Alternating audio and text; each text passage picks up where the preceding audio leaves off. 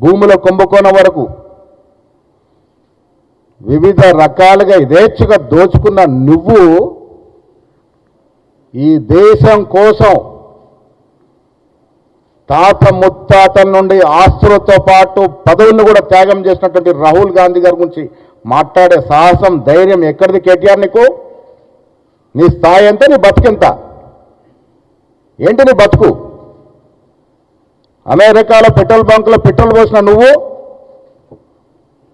ఉద్యమం ఎగిసి పడుతున్నప్పుడు అమెరికాలో సరదాగా గడిపిన నువ్వు ఉద్యమం ఒక రూపంకి వచ్చిన తర్వాత చీమలు పెట్టిన పాముల పుట్టలో దూరినట్టు సిరిసిల్లో దూరి ఆనాటి వరకు ఉద్యమంలో కేకే మహేందర్ రెడ్డి పొట్టగొట్టి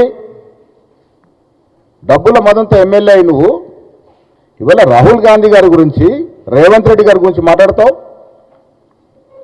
జ్ఞానం ఉండాలి మాట్లాడే ముందు.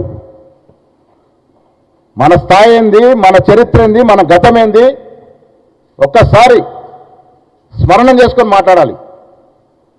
మోతీలాల్ నెహ్రూ గారు వేల కోట్ల ఆస్తులు దేశం కోసం ఆనాడు స్వాతంత్రంలో ఉద్యమంలో పెట్టినాడు.